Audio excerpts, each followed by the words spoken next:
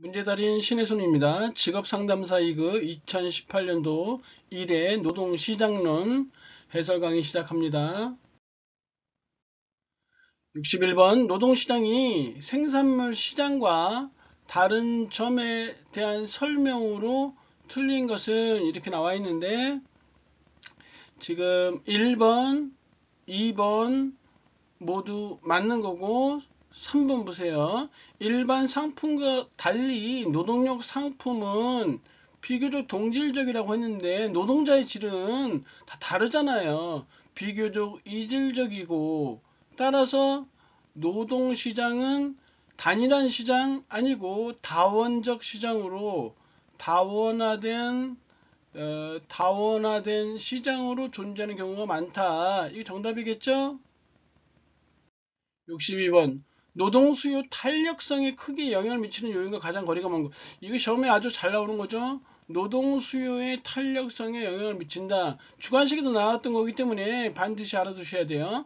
생산물 수요의 가격 탄력성이 크면 노동 수요의 탄력성도 커진다. 이렇게 알아두시고, 물론 생산물 수의 가격 탄력성이 낮으면 탄력성도 작아지겠죠.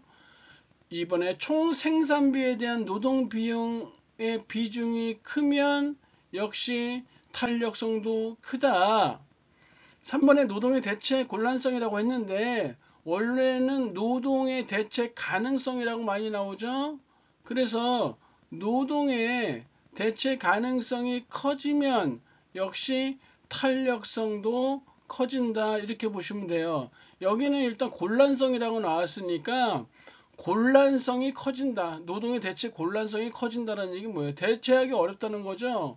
이럴 경우에는 탄력성이 낮아진다. 이렇게 돼야 되겠죠. 비탄력적이 되니까. 그래서 노동의 대체 곤란성은 특이하게 나온 거고 대체 가능성에 대해서 더 많이 알아두셔야 돼요.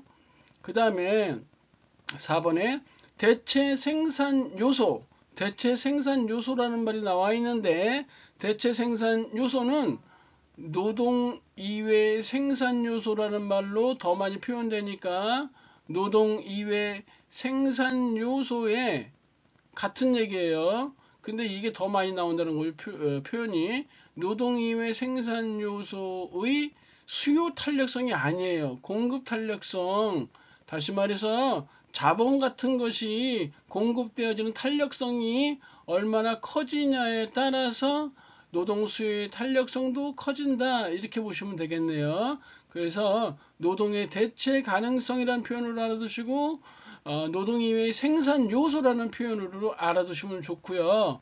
일단 답은 틀린 거는 4번이 틀렸네요.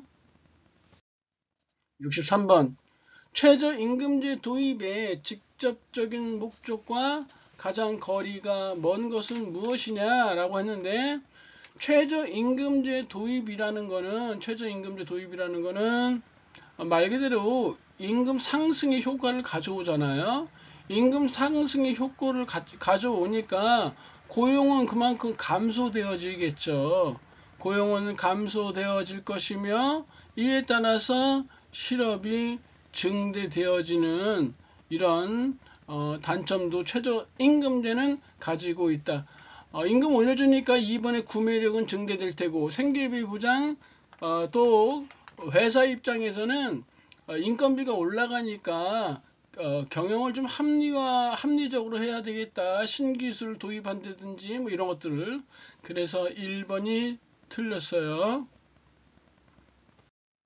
64번 후방 굴절형 노동 공급 곡선에서 후방으로 굴절된 부분은 무엇이냐 했는데 이거 임금 이렇게 노동 공급 곡선에 대해서 우리가 한 바 있었죠. 그래서 이쪽이 임금이에요. 임금. 그 다음에 여기 노동 시간이 되겠죠. 노동 시간이 이렇게 되어 있는데 근로자가 노동 공급을 할 때 어느 지점까지는 이렇게 노동 공급을 증가시키죠. 그래서 어느 정도 올라가게 되면 이렇게 후방 굴절을 한다는 얘기예요. 왜 어떤 이유로 이렇게 해서 하느냐라는 거에 대해서 했었는데 대체 효과가 소득 효과보다 클 경우에는 노동 공급 시간을 계속 늘린다. 그러다가 어느 시점이 되면 소득 효과가 대체 효과를 앞서게 되면 그때는 후방 굴절한다 이런 거예요. 그러니까 후방으로 굴절된 부분은 무엇이냐?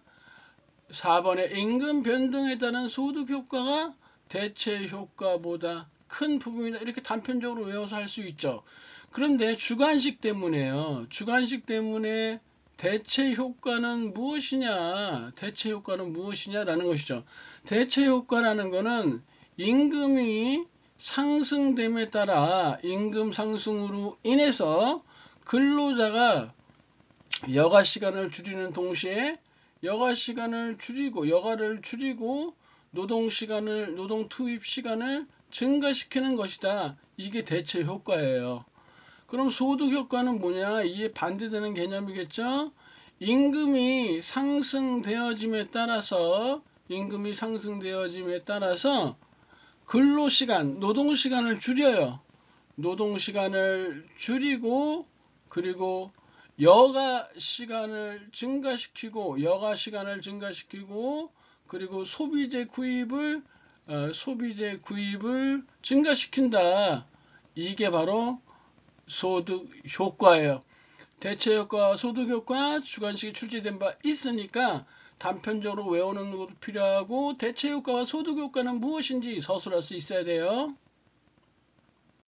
65번 노동에 대한 수요가 유발 수요인 것을 가장 잘 나타내는 것은 무엇이냐 했는데 유발 수요는 다른 말로 하면 파생 수요라고도 해요. 노동에 대한 수요가 왜 유발 수요이며 파생 수요인가 라는 것인데 상품에 대한 수요, 소비자들이 어떤 A라는 상품을 막 살려고 그래. 상품에 대한 수요가 높아졌어.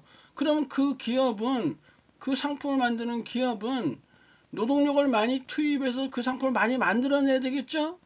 그래서 노동에 대한 수요는 소비자의 상품 수요에 의한 유발 수요, 파생 수요라고 하는 것이다.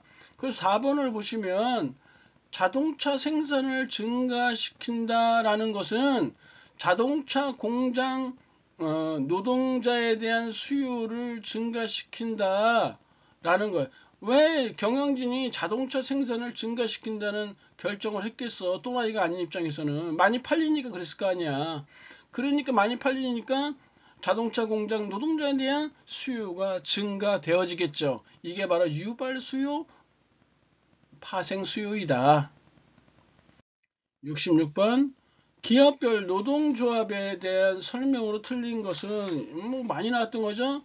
기업별 노동조합은 그 기업 자체 내에서 형성되어 있는 거기 때문에 파급 효과가 떨어진다고 했었죠.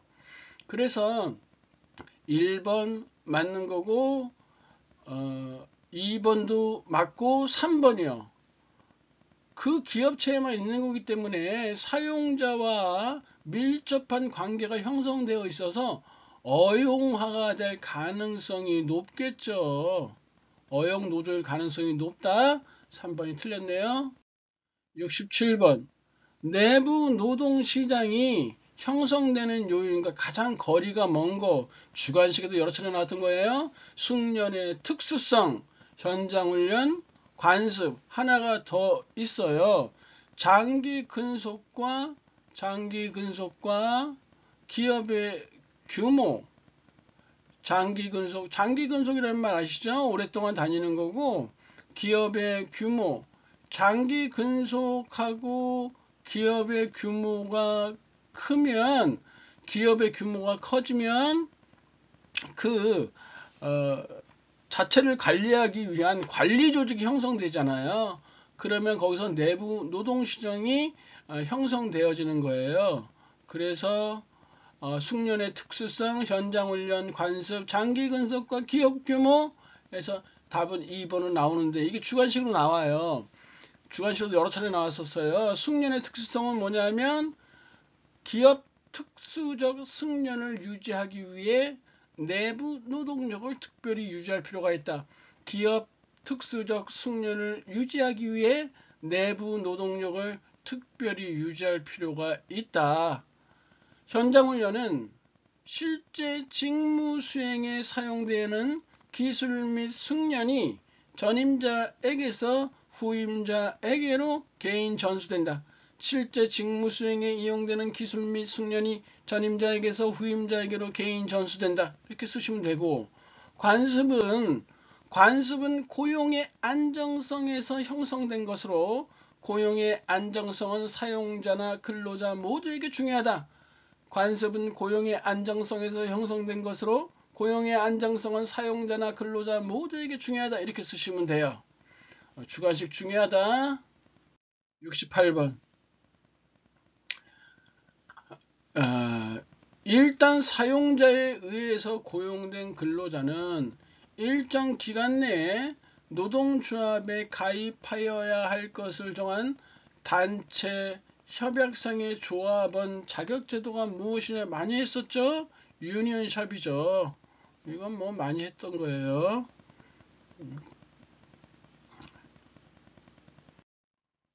69번. 기업이 인력 운영의 유연성을 확보에 채택하는 인적 자원, 유연성 확보요. 인력의 유연성, 탄력적으로 운영하기 위한 것이죠. 이 정규직 중심의 인력 채용은 벌써 탄력적 유연성하고는 관련이 멀겠죠. 성과급제와 연봉제를 도입해서 직무 수행 능력에 따라서 임금을 지불하고, 3번에 사내 직업 훈련 강화를 통해서 새로운 기술들을 습득하는 거고, 고용 형태의 다양화는 예를 들어서 재택근무라든지 계약근무라든지 또는 파타임이라든지 이런 걸 통해서 인력 운영의 유연성을 확보하기 위한 것이죠. 70번. 다음 중 보상 임금 격차의 예로 가장 적합한 것은 무엇이냐? 보상 임금 격차에 대해서는 역시 주관식에서도 많이 나와 있어요. 보상적 임금 격차는 직업의 임금 외적인 불리한 측면을 상쇄하여 근로자에게 돌아가는 순이익을 다른 직업과 동등하게 해 주어야 한다는 것. 다시 한번, 직업의 임금 외적인 불리한 측면을 상쇄해서 근로자에게 돌아가는 순이익을 다른 직업과 동등하게 해줘야 한다는 원리다. 대표적인 예로 광부를 우리가 들었었다. 이게 보상적 임금격차의 정의고 역시 시험 문제에 나왔던 거예요. 그래서 가장 적합한 게 뭐냐? 4번이겠죠. 상대적으로 열악한 작업 환경, 위험한 업무를 수행하는 광부의 임금은 일반 공장 근로자의 임금보다 높다. 71번. 파업의 경제적 손실에 대한 설명으로 틀린 것은 1번에 노동조합 측 노동소득의 순상실분은 해당 기업의 임금소득의 상실보다 훨씬 적을 수 있다 했는데, 이게 무슨 얘기냐면 노동자가 일을 하잖아요. 임금소득이잖아요. 그런데 임금소득 100원을 난 100원을 받아요. 파업해서 일을 못해 100원 손해죠. 그런데 이 노동소득의 순상실분은, 그건 파업 기간 동안 이 사람은 그냥 노나요? 편의점에 알바를 할 수도 있잖아요. 거기서 예를 들어서 50원을 받았다, 아니면 30원을 받았다 면은 사실 순상실분은 70원이 되는 거잖아요. 그래서 순상실분은 임금소득의 상실보다 적을 수 있다. 1번 맞는 거죠. 2번. 사용자 이윤의 순감소분은 직접적인 생산 중단에서 오는 것보다 항상 더 크다 했는데, 생산을 중단했다. 그러면 회사에서 일반적으로 1000개를 생산해요.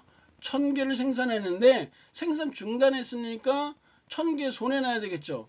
근데 실질적으로 순감소분은 파업에 대비해서 재고를 비축해 놓은 것도 있고 또는 파업에 대체 인력을 가동할 수 있기 때문에 순 감소분은 예를 들어서 500개밖에 안 된다는 얘기죠. 파업을 했을 경우에도. 그래서 크지 않고 항상 이란 말도 틀렸지만 순 감소분은 직접적인 생산 중단에서 오는 것보다 적을 수 있다 이렇게 하셔야 돼요. 적을 수 있다. 적을 수 있다 이렇게. 3번 파업에 따르는 그래서 2번 틀렸죠. 파업에 따르는 사회적 비용은 제조업보다는 서비스업에서 더 큰 것이 보통이다 했는데 맞는 거예요. 사회적 비용은 뭐냐면 국민 경제적 측면에서 제시하는 거예요. 그럼 제조업보다는 서비스업이 훨씬 더 파장 효과가 크기 때문에 제조업보다는 서비스업이 더 크다라는 거고, 사회적 비용이라는 말은 이런 거고요. 사적 비용이란 말이 있어요. 사적 비용은 뭐냐면 사적 비용은 이 사용자 비용과 그리고 노동자 비용을 합친 것을 사적 비용이라고 한다. 사회적 비용과 사적 비용 다르다라는 사실 알아두셨으면 좋겠네요. 4번에 파업에 따른 생산량 감소는 타 산업의 생산량 증가로 보충하기도 하겠죠. 72번 성과 배분제 형태 중 스캔론 방식의 생산성 측정에 해당되는 거인데 스캔론 방식이 뭐냐면 매출액 대비 인건비예요. 그래서 이 스캔론은 매출액 대비 인건비를 일정하게 고정시켜 놓고 만약에 인건비가 떨어지면 거기에 대한 성과급을 지급하겠죠? 인건비가 줄었으니까 성과급을 지급을 할 거예요.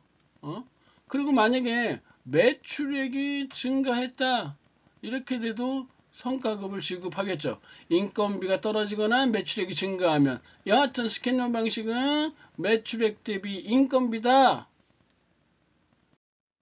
73번 기혼 여성 경제활동 참가율은 60%이고요. 실업률은 20%일 때 기혼 여성의 고용률이에요. 고용률과 취업률은 달라요. 뭐가 다르냐면 고용률은 어떻게 구하냐면 생산 활동 가능 인구예요. 생산 활동 가능 인구 수 분의 그리고 취업자 수 곱하기 100 이것이 고용률이에요. 반면에 취업률은 어떨까요? 취업률은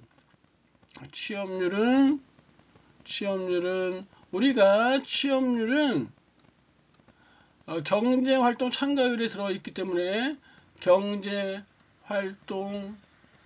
인구수 분의 취업자 수 곱하기 100이다. 이렇게 하죠. 그래서 고용률과 취업률에 대한 구분을 잘 알아두셔야 돼요. 문제는 고용률인데 고용률을 알려면 우리는 생산 가능 인구수를 알아야 되고 취업자 수도 알아야 돼요. 그죠?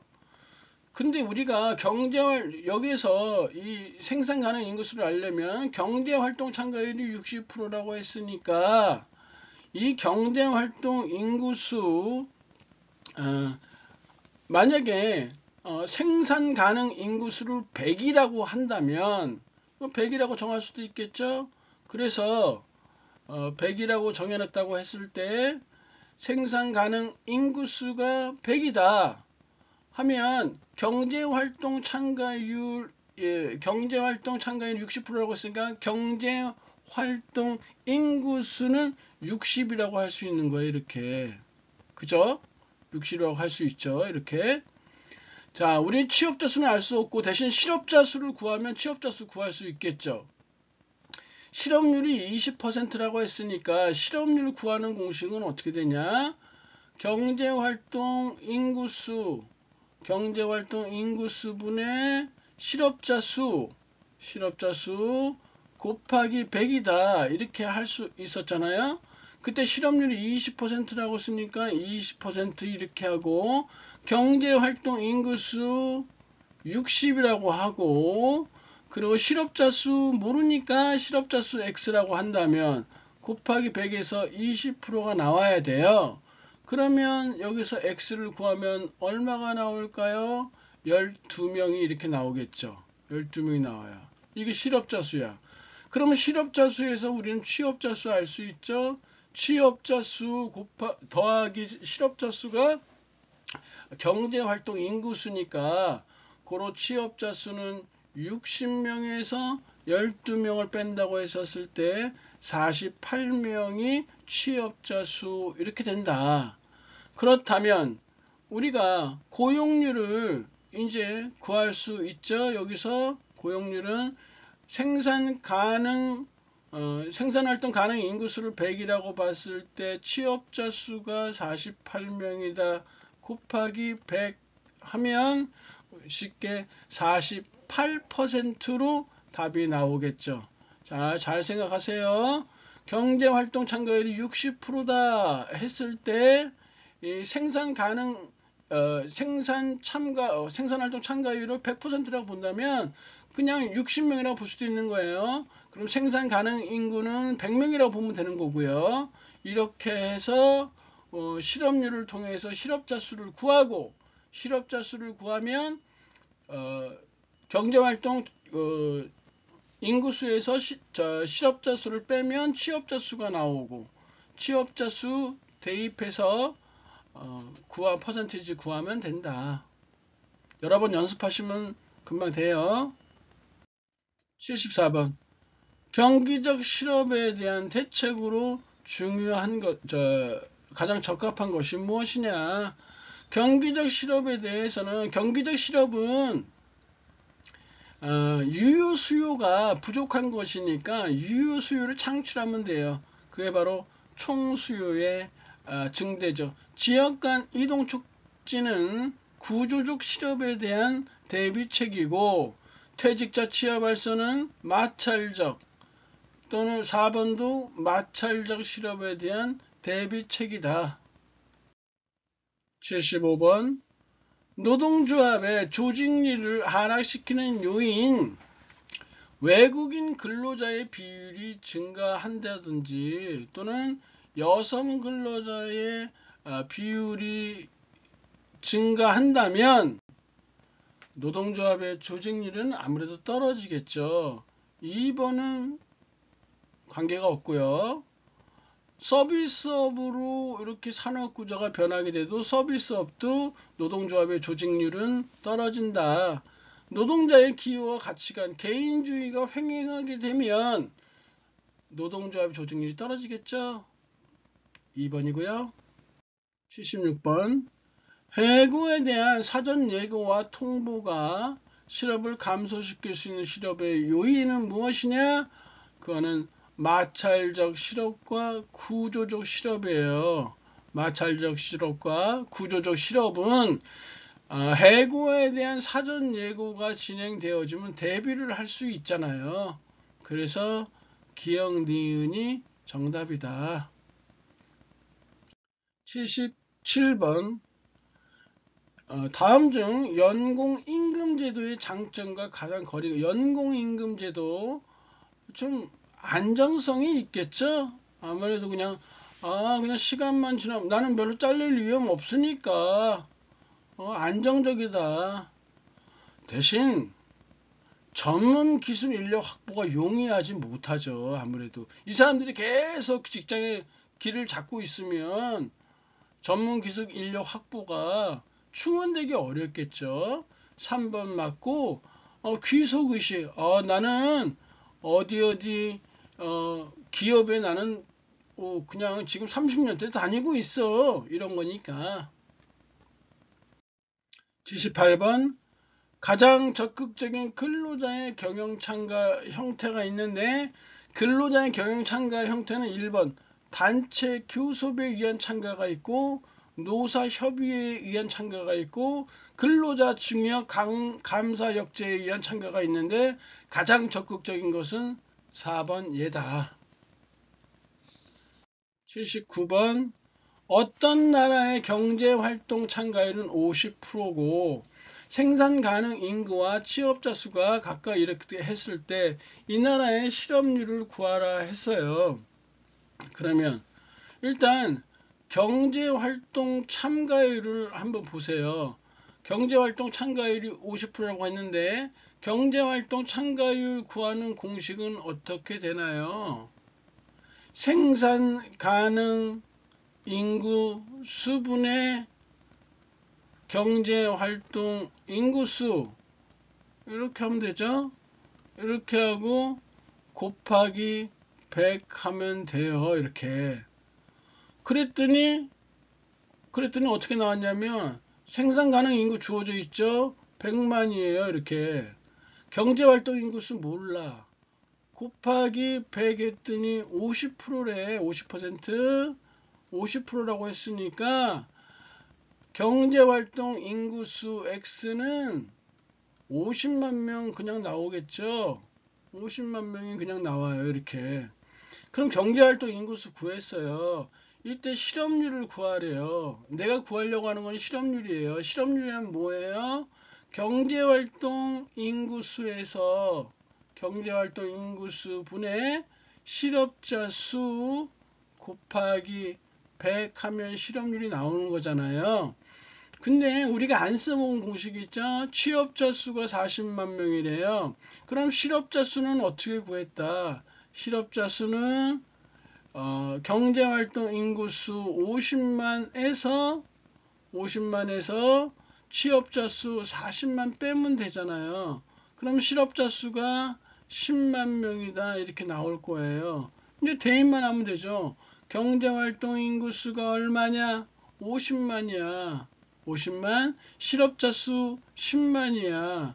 곱하기 100이야. 얼마 나와요? 얼마 나오냐면 20%가 이렇게 나오겠죠. 20% 이렇게. 그래서 정답은 4번 정답이네요. 산수예요, 산수. 80번. 경기 침체 시 일자리를 찾게 될 확률이 낮아져서 구직을 포기한다. 구직 포기해.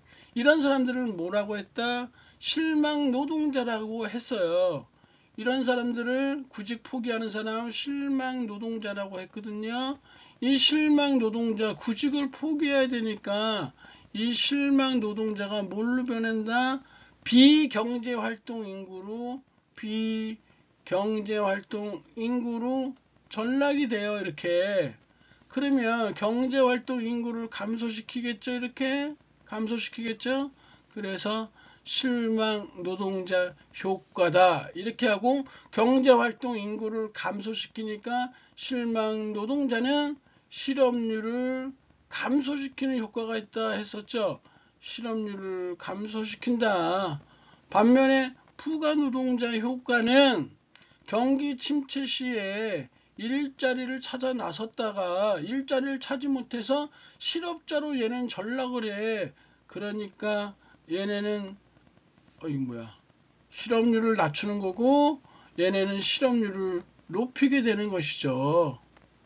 그죠? 다시 한번 정리해 볼게요.